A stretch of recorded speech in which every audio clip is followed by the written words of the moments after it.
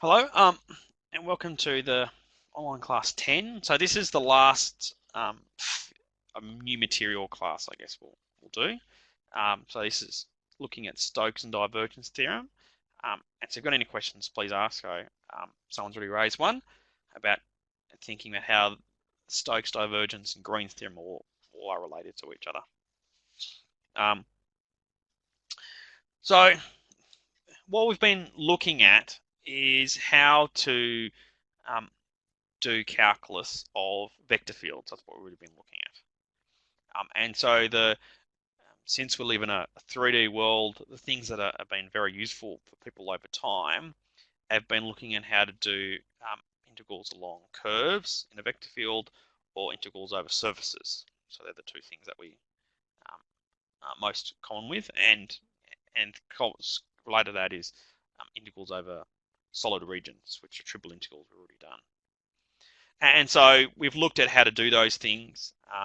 So for line integrals, we looked at how to do them by parameterization. The same thing, we did that with the corresponding ones for surfaces, which are called flux integrals. And then for curves, so line integrals at the curves, we looked at that they can be evaluated really nicely through some high-level theorems, such as the fundamental theorem of line integrals and Green's theorem. So what I want to close off the subject is looking at some high-level theorems to help work out flux integrals, and they are namely Stokes and divergence theorem. So you can look at higher dimensions, so you can try to look up integrals over other sorts of things as well.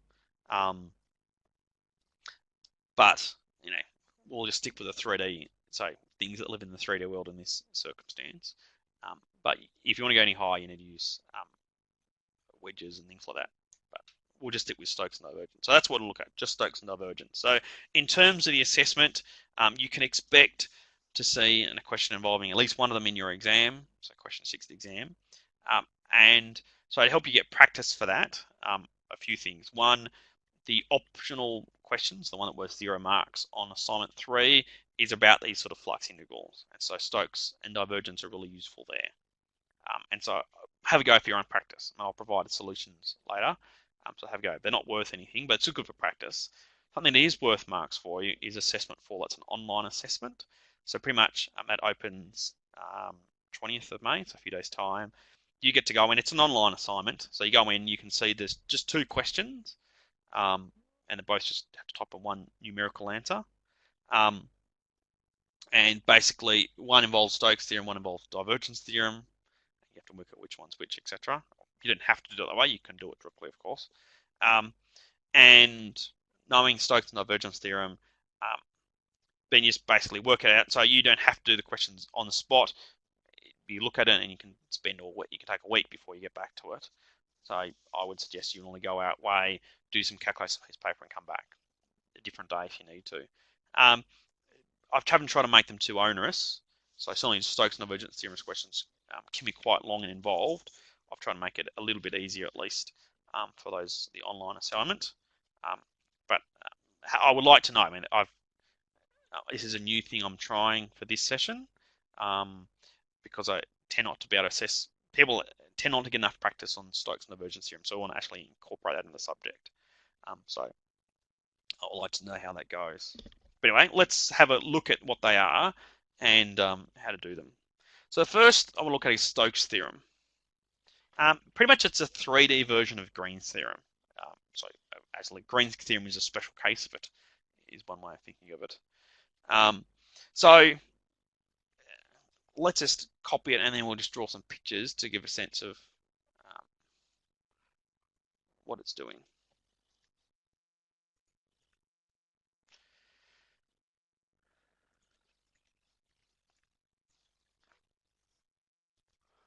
So you've got a surface in 3D space, and it can be curved, etc. So this could be a hill or anything like that. So some sort of surface here. So this is our surface. I made it look like it's flat, but it can be completely curved, etc. And we want to then, and it's got a boundary, so it's got an outside. And so being a surface, it has a normal at every single point. So the normal would be sticking out of the surface. So it could be up or down, depending. Um, then we have an outside. So the outside of it is called the boundary of our surface. So it's got to have a nice boundary. Um, and then we can talk about the boundary has to have an orientation. And so you have an arrow which tells you what direction it is. So if the orientations of these two things match up, then what happens is the integral, the line integral around the boundary here is equal to the integral over the flux integral over the entire surface of the curl of the vector field. So you can work out, so this has two uses. If you've got a line integral in 3 dimensions, then you can convert it into a flux integral of the curl. And if that, as long as integrating on the surface is easier, that can really help you. You can also go the other way around. So if you've got a flux integral of a curl, then you can convert that into a line integral. So you can go both ways, and I'll show an example of each. So just some points. The orientations must match up, and the basic way of doing it is the right-hand rule. So you pull at your right hand. So this is my right hand. In the shape of a thumb, thumbs up, I should say. This is my thumbs up. And with thumbs up, you curl your fingers around. That's your thumbs up. So you put your thumb in the direction of the normal. The normal up here. Then your fingers are in the direction of the orientation of the boundary. So that's the right-hand rule. So that's how the orientations match up. So if the normal pointing up, then basically from looking above, the boundary's got to be going around in an anti-clockwise fashion. And so if the normal's going down, looking from above, then the orientation must be going in a clockwise fashion. But of course, in 3D, it could be from the side or etc. If they match up, then these two things are equal. If they don't match up, then you get a minus sign. So let's just do a special case.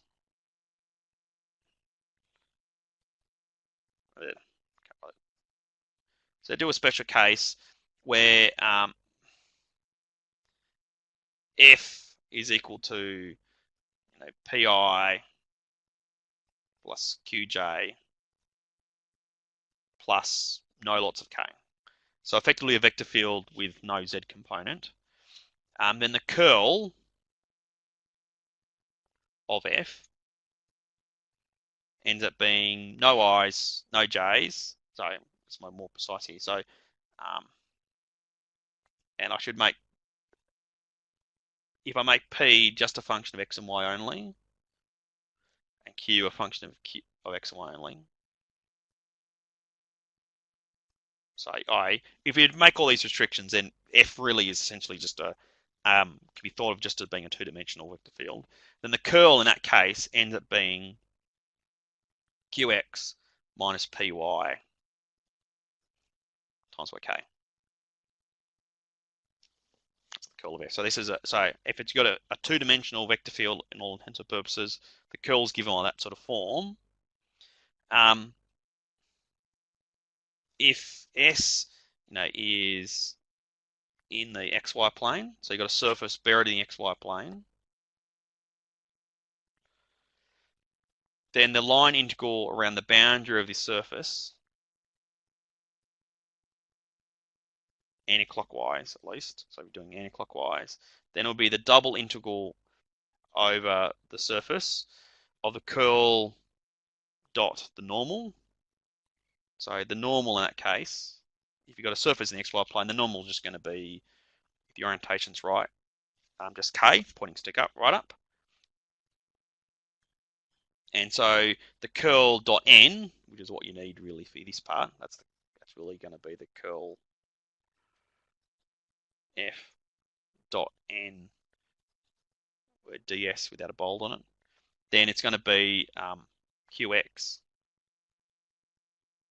minus py integrating over the entire area. And since it's just in a plane, we might as well write down dA rather than ds now.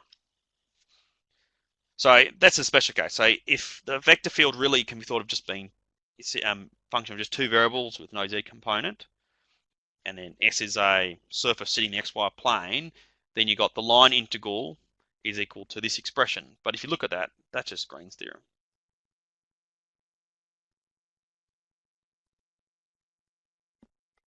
That is exactly Green's theorem. So Green's theorem really can be thought of as just the Stokes theorem applied to 2D. So 2D, it's 2D version of Stokes theorem, and so Stokes theorem, putting it another way, it's like a 3D version of Green's theorem. It's another way of thinking about it. So different way. So that's just the connection between them. Let's just try to do some examples. I'm going to find my mouse again.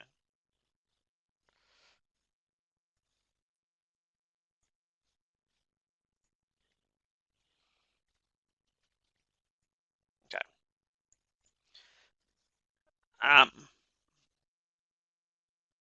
Let's draw my x, y, z axes. I got to try to draw it. So 3D is hard. So I've got a triangle. It's got vertices of x equals 1, y equals 0, and z equals 1. So I've got a point up here.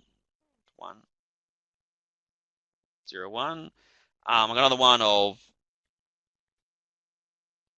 0, 0, 0, 1, 1. And 0, 0, 1. So I've got 3 points. And join them all up. I got a triangle in 3D space. So this is C. So C is a curve, which is just the outside of the triangle, and looking from above, at least it'd be anti-clockwise. So therefore, going around that way. That's my arrow. So that's my little picture. So I've got C going around that way. I want to try to evaluate this particular line integral. So this is a line integral, a 3D line integral. So it's got an x, y, and a z. Now, I could do it by parameterization. So they're just all 3 bits of straight line. So I could parameterize each part of straight line separately and work it out by parameterization. That's fine. But just like when we did line integrals before, when you got lots of parts, so long as it's closed, then you can use high-level ones. So just reminding ourselves, for line integrals, the first thing you really check for, is it a closed curve? If it is, like this case, then Green's theorem for 2D, or more generally Stokes theorem, work really well. That's what we're going to do here. So since we're in 3D, not 2D, we'll use Stokes theorem rather than Green's. So that's what we'll try to do. So closed implies try Stokes. So closed in 3D really.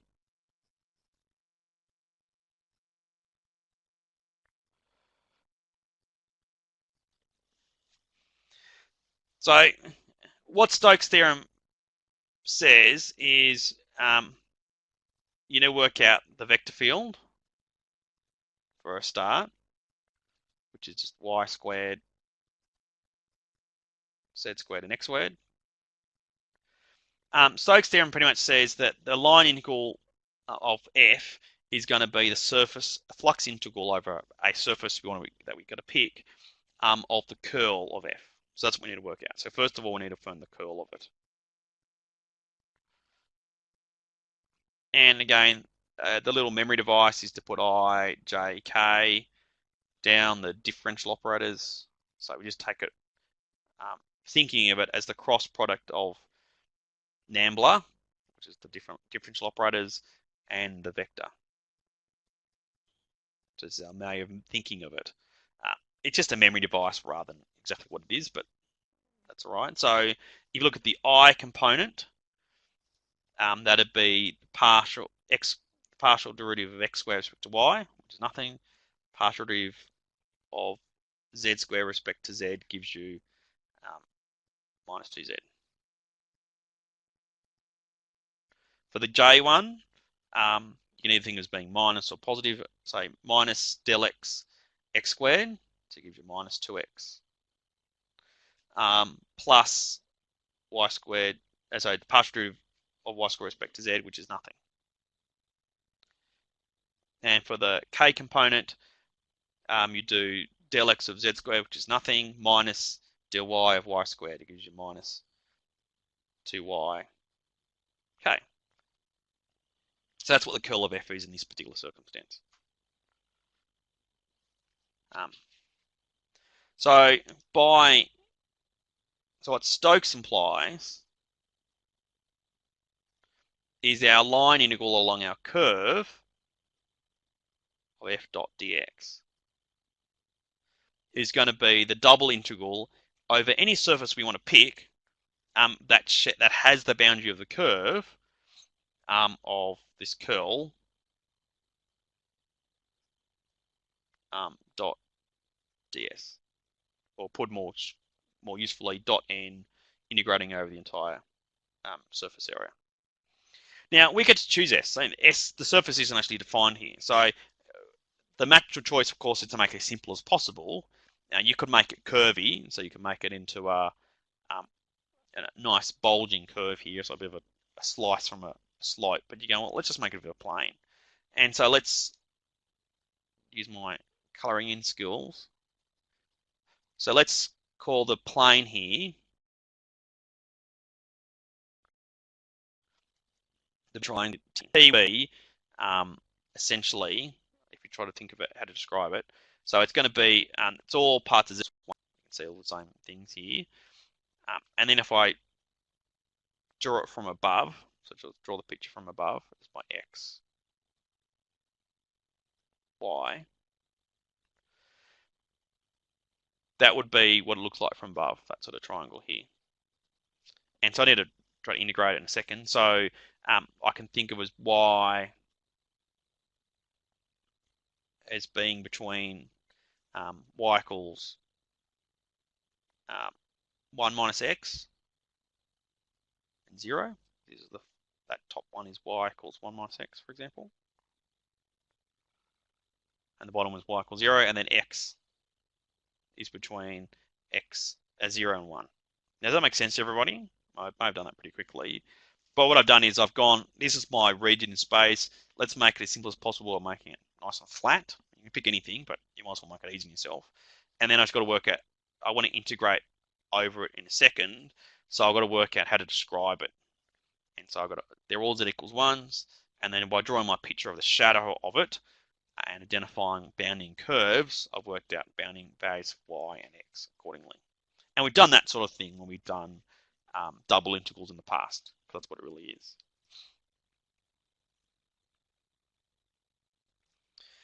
So in this case, we're now going to integrate over my triangle of this expression. So just to help start to finish it off, we really need to work out what the normal is. So can anyone tell me, what do you reckon the normal is in this particular situation? What's the normal to my green triangle shaded in surface? Any ideas what n would be?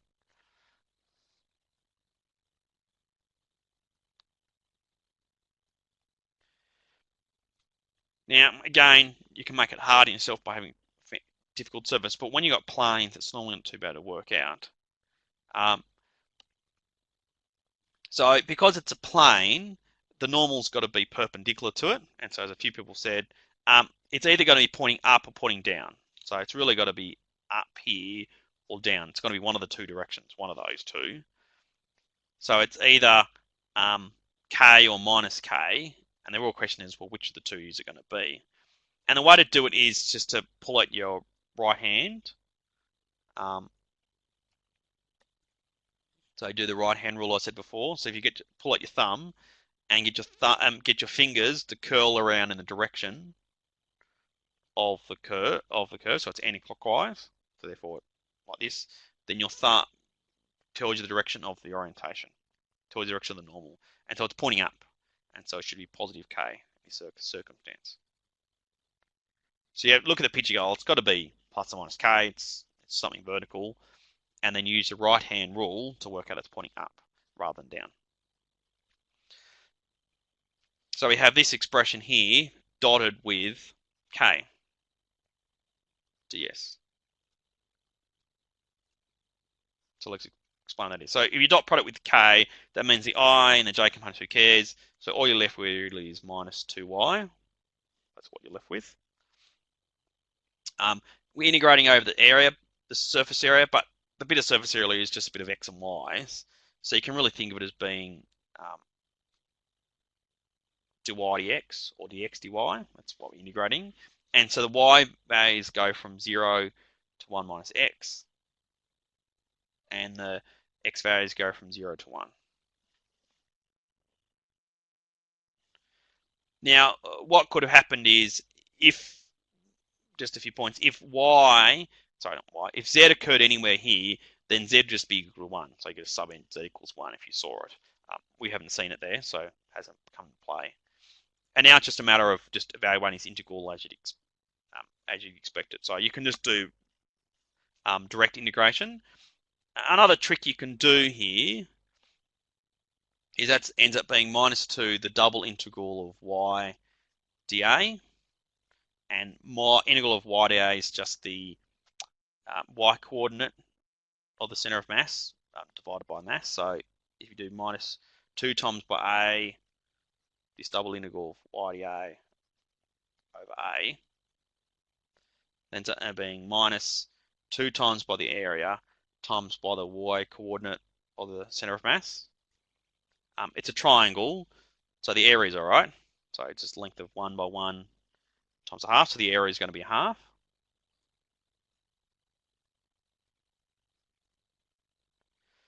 And to work out the center of mass, you just take the average of the three vertices. So if you take the averages of these three, that will give you the center of mass. So if you take the average of the three y coordinates, so 0 plus 0 plus 1, divided by 3 of them, would give you a third, would be the y coordinate center of mass. So if you multiply that out, you get my minus 1/3 as the answer.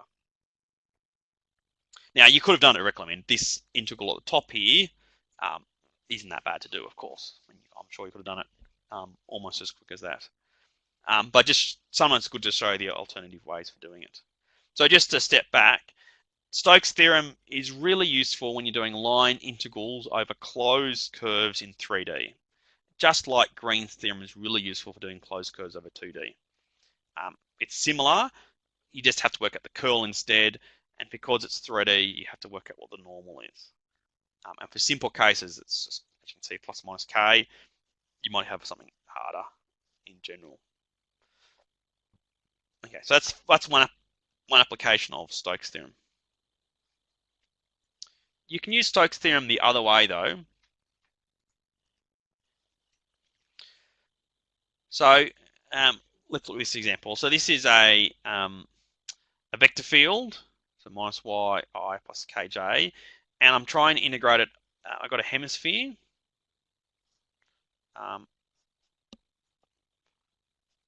So I got my hemisphere like that, sort of my hemisphere here, and the hemisphere would just be the top of it. It'd be open. It'd be a cut open, a half open, half sphere sort of thing. And I'm trying to integrate over this entire hemisphere the curl of f.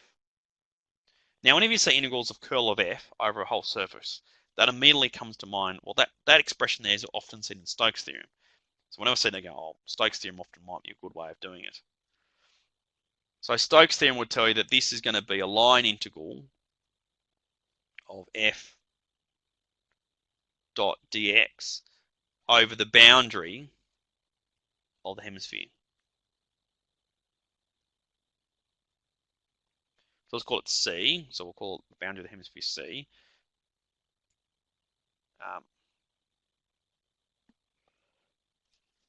Did I mention what the orientation was? No. Okay, so let's assume, because I forgot to put this down, that it's orientated up. So let's put an upwards orientation on this surface. So again, using the right-hand rule, so pulling your thumb, putting upwards, it curls around. The orientation of the curve would be to go around anti-clockwise. Then this curve here, it's just going to be a circle. So that's when z equals 0. So if you solve this expression for z equals 0, you see the curve then is x squared plus y squared equals 1.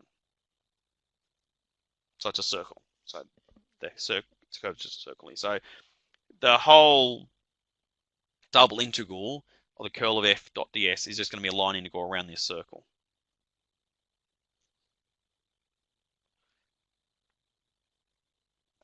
And so if you think about it, that's going to be minus y dx plus x dy.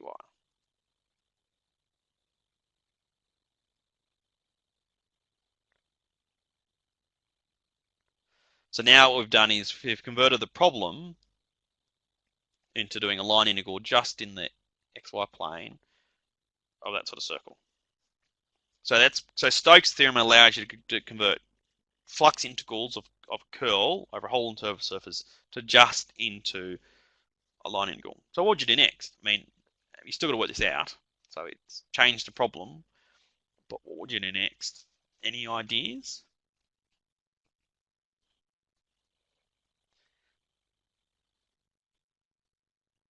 And why I ask is um, this is something you already know how to do.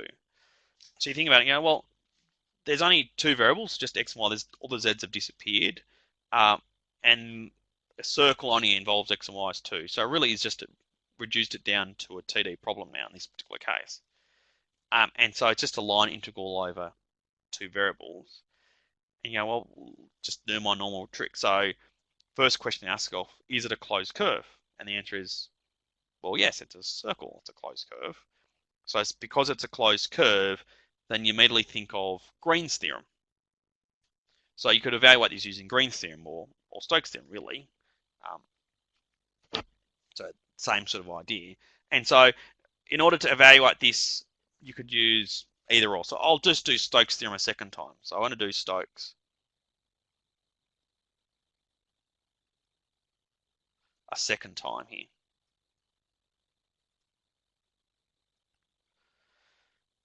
So when I do Stokes a second time, I'm going to convert this into a double integral over a surface, but I won't pick the hemisphere. I won't pick the really curvy one. What I'll do is I'll make it into something else. So I've got to pick a surface which has the same boundary as the hemisphere. And go, why don't I just pick this one? We'll call it D, which is a solid disk. And that would be x squared plus y squared is less than or equal to 1. So this is a different surface with the same boundary. So therefore, by Stokes' theorem, a second time, this would be the double integral over a new surface, so D in this case, of the curl of f dot ds. Now I could have used Green's theorem; it would give you the same results because it really is 2D. But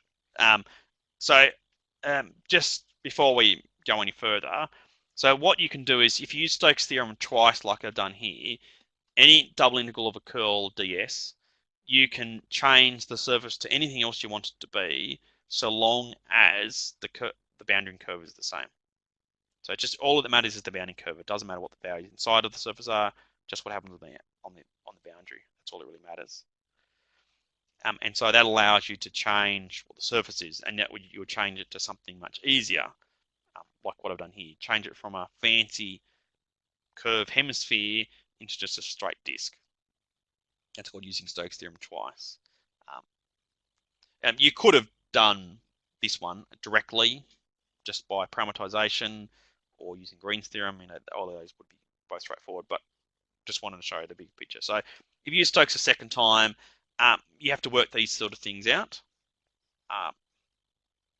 So the curl, if you work out the curl of this thing here,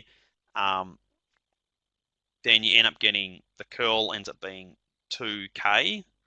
So skipping some steps. I can work it out if you want me to. So if anyone wants me to work out the curl directly, just please ask. So it's 2k. You have to work out the normal. So because this is where you have to think about the orientation. So the orientations have to match up. And so using your right hand rule, so again, curling your fingers around that bounding curve, we see that the normal has to be pointing up. So the normal is positive k again.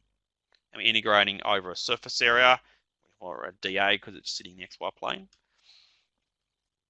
And so we can see in this case we've got 2k dot k, which is going to be 2. So I can factorize the 2 out. So double integral of the disk dA,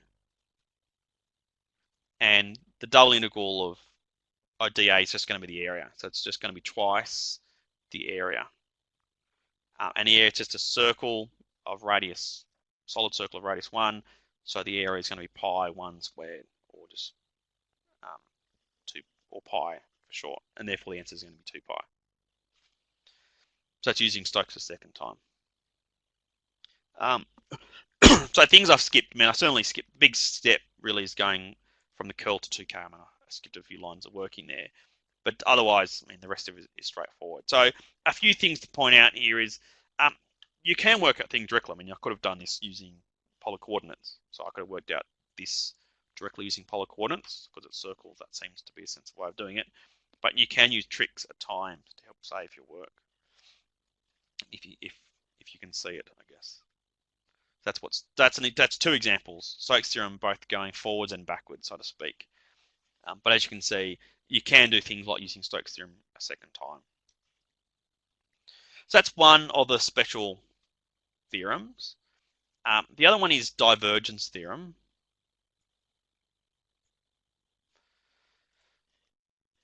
Okay. So you're just trying to draw a picture. So again, this is another generalization of Green's theorem, actually. Suppose you've got a surface. So this is the surface. That's the outside of it.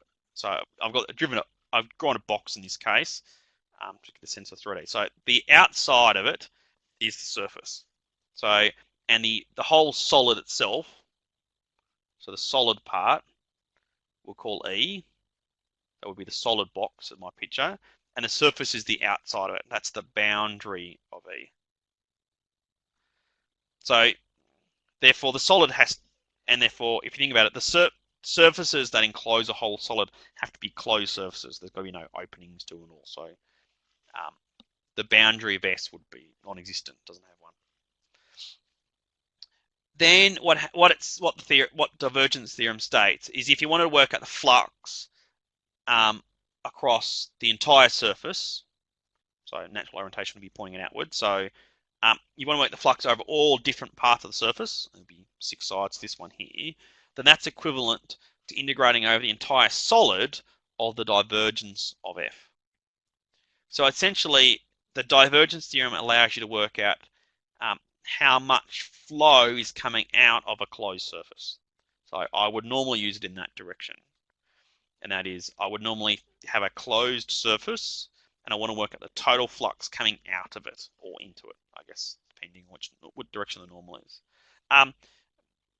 Orientation is important, so the normals have to be outward. So as I've got in my box here, for the whole thing to work, the normals have to be pointing out, not rather than in. It's easy to change if necessary.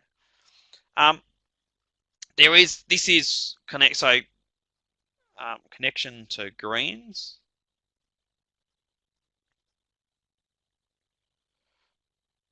Okay, so one version of Green's theorem is you can talk about. So you've got a curve here, and instead of working out, so a normal line integral just adds up how much of the vector's pointing in the direction of the tangent. So instead of, so what we normally do, so f dot dx, that's our normal line integral, that really corresponds to the component in a tangential direction. ds, that's what it really corresponds to. So it's just, that's what a normal line integral is just summing up in the direction of the tangent, so t for tangent here. So what you can do instead is you could sum up how much of the vector field is flowing not along the tangent but across it. So that would be f dot n. So f dot n instead. If you end up working that out, so if f here is the usual PQ, then this ends up being the integral of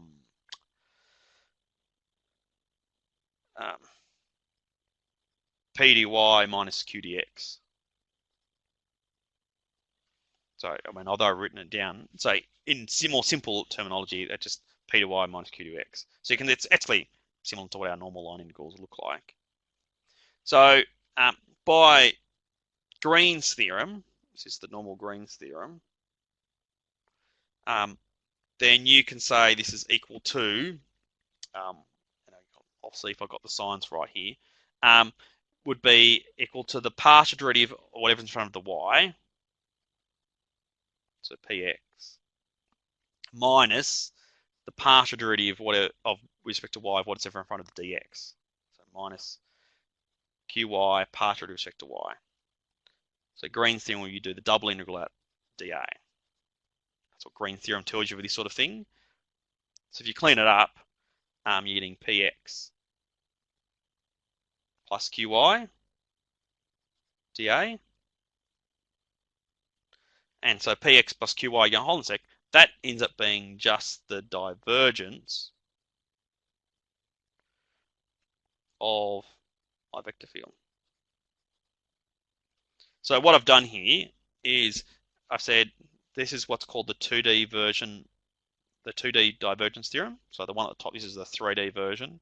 This is the 2D version. So the total amount of flow of vector field going out of a curve in 2 dimensions, this is equivalent to integrating over the entire region of the divergence. And really, I mean, at the heart of it, really it's just a reformulation of Green's. I mean, the heart of it really just using Green's theorem proves it all. So just reformulating, just a reformulation of Green. So Green's theorem can be rethought of as being the 2-dimensional version of divergence, and that is the total amount of flow outside of a curve is the total divergence within the surface, within the area.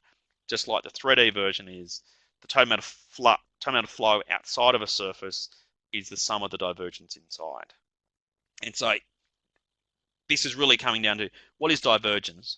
Well, divergence really of a point is how much how much the net flow at a point. So if the divergence is 0 everywhere, there's no net flow. So the total net flow outside of a whole surface would be nothing. And so if the divergence is positive, that means it's creating stuff. Divergence negative, things are being lost or a sink. And so if you add up all the sinks and sources inside a region, that would be the total flow going out. That's really what divergence theorem is stating. So that's the relationship between divergence theorem and Green. So Green's can be thought of as the 2-dimensional version of the divergence theorem. Okay, so that's the theory. Let's just try some, 2 examples.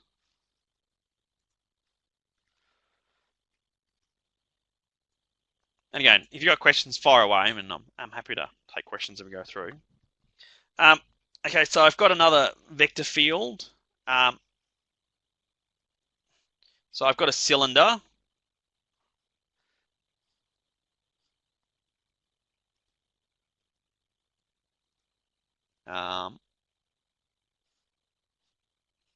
So this is from z equals 0 to 1, and the radius of the cylinder is 2. This is my cylinder. That's my cylinder. So, and it's a whole surface, so it's got a top and bottom and side. So it's got 3 sides to it. And I'm choosing to orientate it outwards. So the normal would always be pointing out.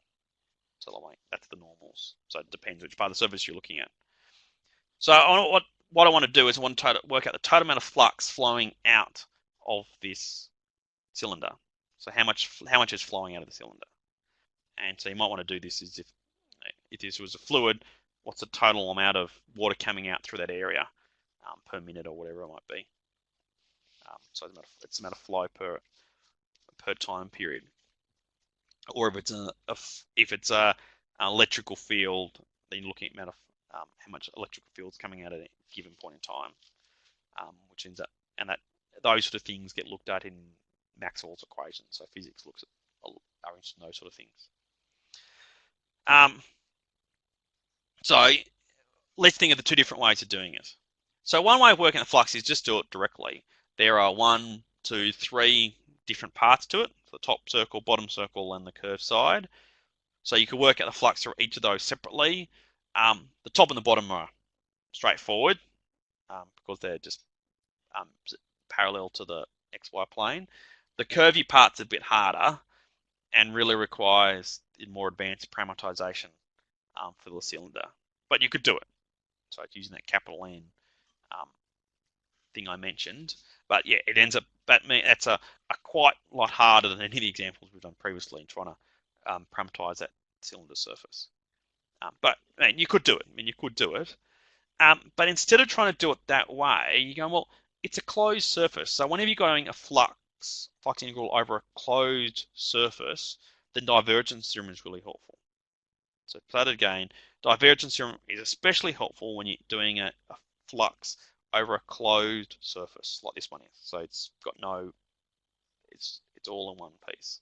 So therefore, that's what we're going to use divergence theorem for.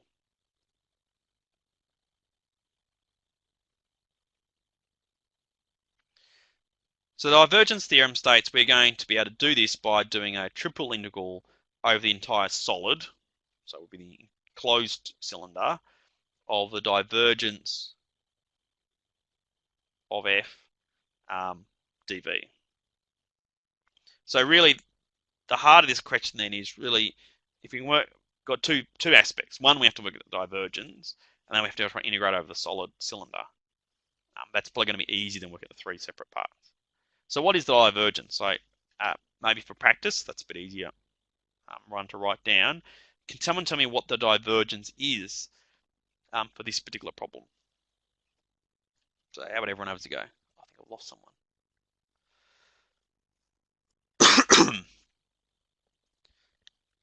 So the divergence would be the partial derivative of the first component of f, that's the x cubed, plus the partial derivative of y with the next component,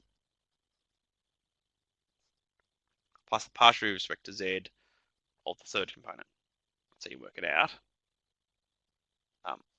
What answer do you get?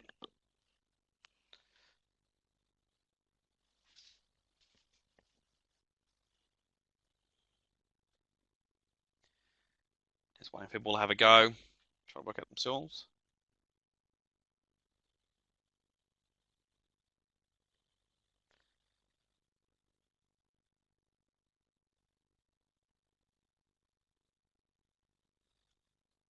Okay, so it's 3x squared plus 3y squared, as people have already said. And there's people have put more than one way of writing it down, but that's the basic idea. So 3x squared plus y squared is a good way of thinking about it. So some points is there's the third component is just a 3. It's not a y cubed. So for some reason I've been symmetric. And so you get the partial derivative of 3 respect to z is 0. So you're just left with this. Some important things is divergence is just a number. There's no vector. You haven't got any I, j's, k's anymore. It's just a single number. Or function in this case, really. So it's a scalar function. So back to divergence then. I'm going to have to integrate over E of 3x squared plus y squared dv.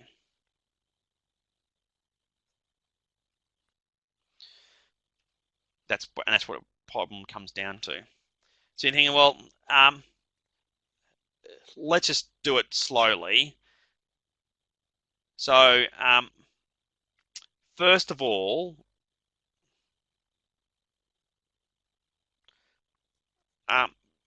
the z direction of the cylinder is easier to handle than x and y's.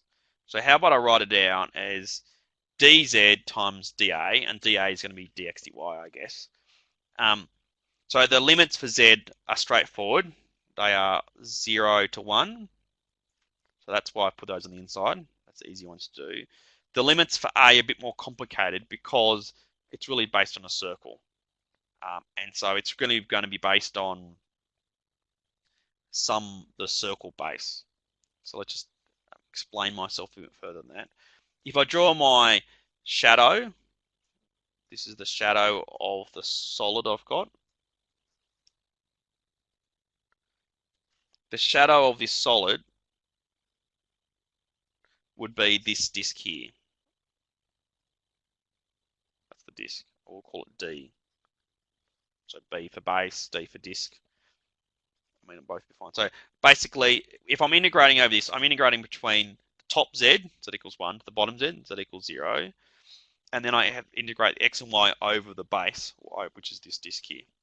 Because it's a bit hard to specify just for the moment, I'm going to write it down like that. So D for disk. So these, the second two integral, outside two integrals is D. That's 0 to 1. So if you integrate the inside one with respect to Z, I get 3Z x squared plus y squared from Z equals 0 to Z equals 1. If I sub Z equals 1, I get 1, of course. Subbing Z equals 0, I get nothing. So that ends up being the double integral over my base of 3 times by 1 x squared plus y squared dA. So now I've reduced it less down to just x and y. So the dA can be thought of dx dy or dy dx. So let's get rid of z's. What do I do next, though? Any ideas? Can anyone suggest what you would do next? To try to, it's a double integral. So now I've just converted it from a triple down to a double integral. And so I've got to try some appropriate double integral method to try to work it out. And as someone suggested, a good way is to do polar coordinates. Because this disk is a bit of a circle, polar coordinates are going to be really useful. To do polar coordinates. So in polar coordinates, the dA becomes r dr d theta. And so I need to work out the limits for the radius r. So because it's a disk, the radius goes from 0 up to 2. That's the limits for r, 0 to 2. Because it's a whole disk, the theta goes from 0 all the way up to 2 pi. Or you do it from minus pi to pi, if that's easier. It won't make much difference in this case. So that's what the theta is. Then you have to convert everything else. So x ends up being r cos theta, y is r sine theta. But in particular, x squared plus y squared, whenever you see it, ends up just being r squared. So that's what in polar coordinates we just reduced down to this one here. You got to collect the r's out. So you see we've got a 3r cubed dr from 0 to 2. Notice this has no thetas in it. So what I could do, if you allow me, is because it has no thetas at all, I can actually separate the integral into two parts. So I can actually factorize that whole integral, because it just ends up being a constant in the end, completely out. And the reason is because there are no thetas in the integrand or the limits. That's why I can factorize it out, so to speak. That's called separating the integral. So that basically just means separating the double integral into two single ones. Now, you don't have to do it by any means. The integral from 0 to 2 pi of d theta would just be the length. That would be 2 pi. And then this second integral 3r squared r cubed would be 3/4 r to the 4 from 0 to 2. Sub in 0 you get nothing, sub in 2 you're getting to the power of 4, and so you end up getting 12, or after a little while 24 pi as the answer. So some things to notice here. So going back to the problem, going up to the top, to work out the flux integral over a closed surface, divergence theorem is really helpful, especially helpful. It converts a difficult flux problem into a much easier triple integral. triple integrals, um, like we practiced earlier, really require just going from inside outwards. And so this one was a bit of a harder version of it, where I had to do it slowly. I just did integrating z first, and then integrated over what was left over the shadow. And as always for double integrals, just be on the watch out for things like polar coordinates or swap the order of integration. The usual um, problem-solving techniques required. Now, in both your assessment task coming up and your final exam, um, you know, if I'm asking this sort of a question using divergence theorem, I want to know if you can do the divergence theorem rather than necessarily all the other tricks involved. So it may not be quite as difficult as this one he presents. But I just wanted to show you, why you really want to use divergence theorem, because this is quite annoying to do it any other way. So that's one application of divergence theorem, which is just the obvious one. Got one last problem here. So we're going to do it in the 10 minutes allocated. So got another vector field in 3D. So I've got some surfaces here, so I've got to try to draw my pictures really carefully now. So I've got a disk sitting in, I should make this more clearer. So I've got a disk for x squared plus y squared less equal to 9 and z equals 0. So this is my little disk, this is my black region. It's radius 3, so put those down. So that's my disk, and it's orientated down. So let's put a normal pointing down. That's D. Next thing is I've got a paraboloid. Z equals 9 minus x squared minus y squared, and it's z equals 0, so it's going to be a hill shape.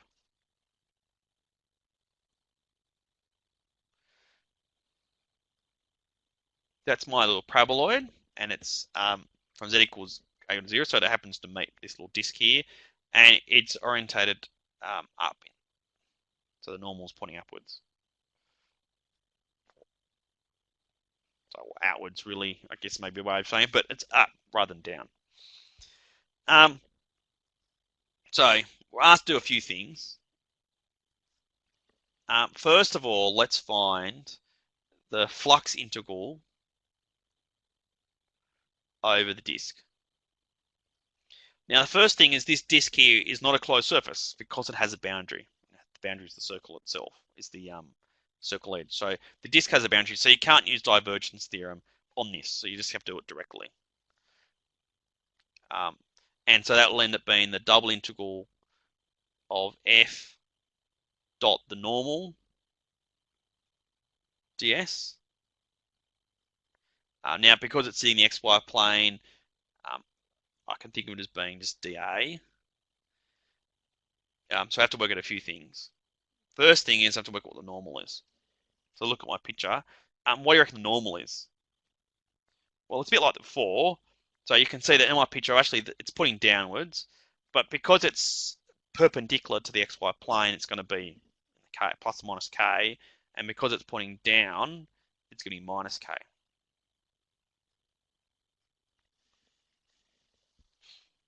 And so I can do that dot product.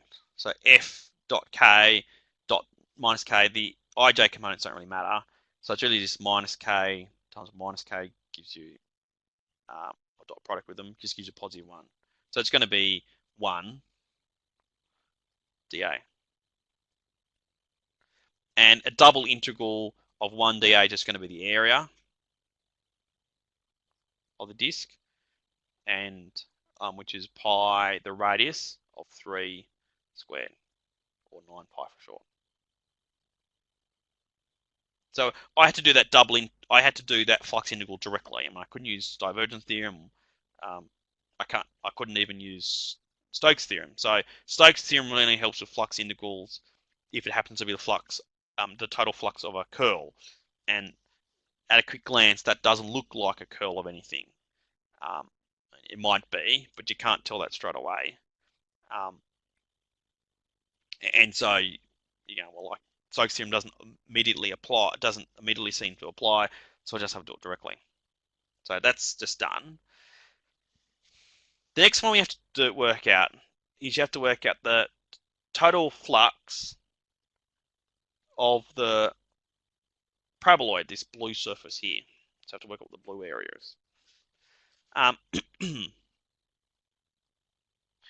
Now, I could do it directly as well. Now, this one's a bit harder to do because the normal isn't so straightforward to work out, etc. And I did an example from memory like this last week. We have to work out that capital N. So you do parameterize it in terms of x's and y's, work out that capital N thing, which is minus zxy minus zy and 1, and go from there. And so you have to do a bit of effort. So you're going, well, can I use a better method? Is there another sort of way of doing it? And the answer is, well, it's still, the paraboloid's still an open surface, so I still can't use divergence theorem, but hold on a sec. If I close the surface, then I might be able to do it. So let's just pause for a sec. So if I make the surface the union of both the paraboloid and this disc down the bottom, if I put them two together, that's closed. That's a closed surface. And so when that happens, then the total flux over the entire surface then would be equal to the using divergence theorem. So if as soon as it's closed surface, you can use divergence theorem. Divergence theorem would just be the total area included of the divergence of F dV.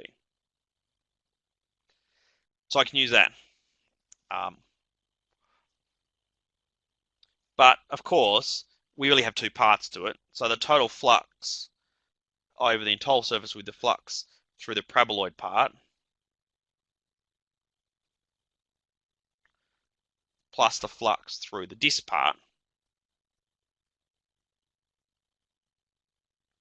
So therefore, so long as everything's working out nicely, and I'll need to check that out in a second, the total flux through the paraboloid then would be the triple integral of this divergence minus the data flux just through the bottom there.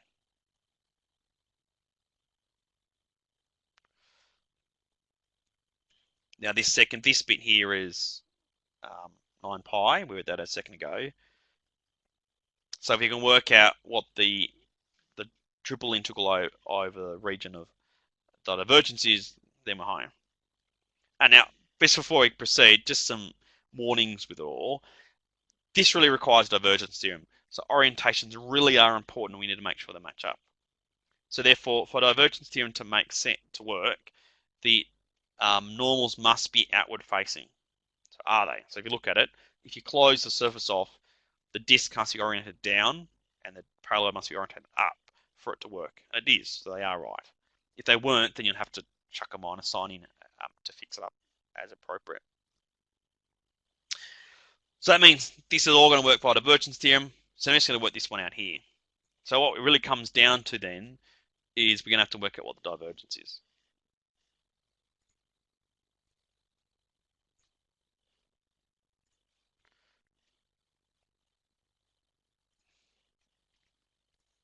So that's F. We have to work out what the divergence of F is. And our little mnemonic, our way of remembering it, is we think of it as being Nambler dot product with F. So that's the partial derivative with respect to X, the first component, plus the partial derivative with respect to Y, the second component, plus the partial derivative with respect to Z of the third component, which is minus 1. So what's that equal to? So again, try it for yourself. What do you end up getting? And if you notice, you're getting 2y minus 2y plus 0. And so as some people said, you end up getting 0. So divergence is 0, which is pretty good. And so when we've got this double integral, this triple integral over this divergence, that just ends up being just 0.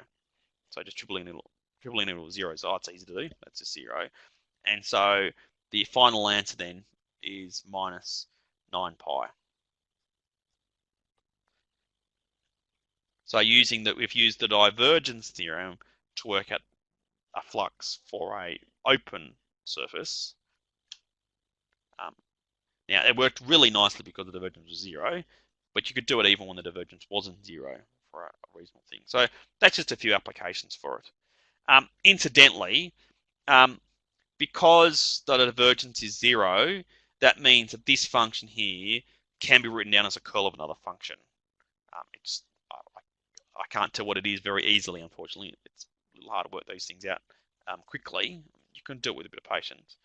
And so what we really have done is this is also equivalent to using Stoke's theorem, and the signs are different because the orientation is opposite. But anyway, just a bit of a bonus terminology. So there are connections between them all, as you can start to see. So that's just an overview of how to use the Stokes and divergence theorems. So sort of in summary, if you're trying to work out a line integral in 3D of a closed curve, Stokes theorem works really well. If you're trying to work out the flux integral of a curl or something, then Stokes theorem again would be a good idea. If you're trying to work out the total flux integral for a closed surface, then divergence theorem is handy. And a bit more of an advanced technique, which is what I showed in that last example. If you're trying to work out the flux through a open surface, then one way is to close it off, and then when you've got a closed off surface, apply the divergence theorem to that closed off region. So it's more of an advanced technique. So that's just sort of a summary of what I've done. So make sure you finish off assignment 3, which is due soon, and make sure you're all okay. Ask if you've got any questions. Then also make sure you look at assignment 4. So as soon as you finish assignment 3, assignment 4 should be ready. I think it's open by the end of the week. If people are really keen to do it, I mean, just let me know and I can open up earlier, but it doesn't matter too much. And then have a look at that and make sure you spend a bit of time working on those. Just before we finish up, though, do people have any other questions that you'd like me to cover today? So I think I've answered the one question someone asked earlier. I hope I did. Or I try to, I should say. But does anyone else have any other questions they have at this moment? I'll let you type it in. But if you don't, so the next 2 weeks, sort of leading up to the exam, I want to talk a little bit about the exam next week, so I'll do that. Wait till then. But I want to do some revision. But it'd be better to revise topics that you really want me to revise, in particular. So if you've got any preferences, and you can do it if you're attending live, like listening right now, or if you're listening to recording later, then I'm happy for you to give some direction about what you want me to revise, what topics particularly you want me to do. But anyway, so please think about that and either send those requests via email or put on the discussion board. So I'm more ready for it. You can ask me on the spot. That's okay. I can normally handle that. But doing in advance at least me to allow for some time for everything. But there's 2 more weeks that we can look at sort of revision sort of topics. But given there's no more other questions today, thank you very much for your time, guys, and all the best getting assignment 3 all done.